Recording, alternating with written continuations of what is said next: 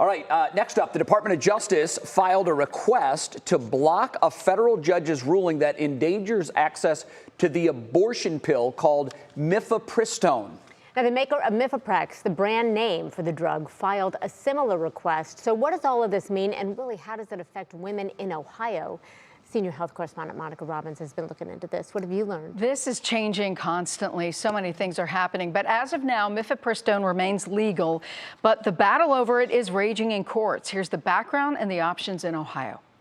Last Friday, a federal judge in Texas invalidated the FDA's nationwide approval of mifepristone. Monday, the Department of Justice asked the Federal Appeals Court to put an indefinite hold on the Texas judge's ruling while it works through the appeal process. It asked the court to rule by noon Thursday. If the court refuses to act, the government will be forced to take the case to the Supreme Court. Meanwhile, also last Friday, another federal judge in Washington state ordered the FDA to keep mifepristone available. But that decision only applies to 17 states and Washington, D.C. that sued. As for Ohio, mifepristone can only be prescribed by a physician. Pharmacists are not allowed to dispense the medication. Here's what else women in Ohio need to know.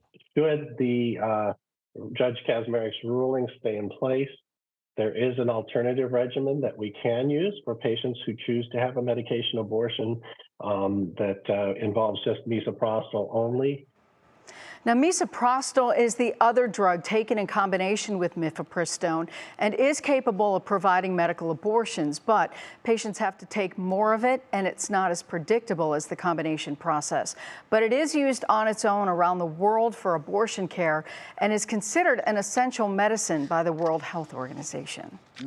Since you have to use the two drugs in combination, why isn't the other drug being banned? Yeah, that's a great question. Well, misoprostol has a wide range of uses. So in addition to reproductive issues, it also helps induce labor. It's also used to prevent stomach ulcers, but it will likely also be challenged legally. Wyoming already banned it, and the group in Texas is seeking the same thing. Wow. All right. Monica, I know this is a lot. Thank you so much for walking us through it. Sure.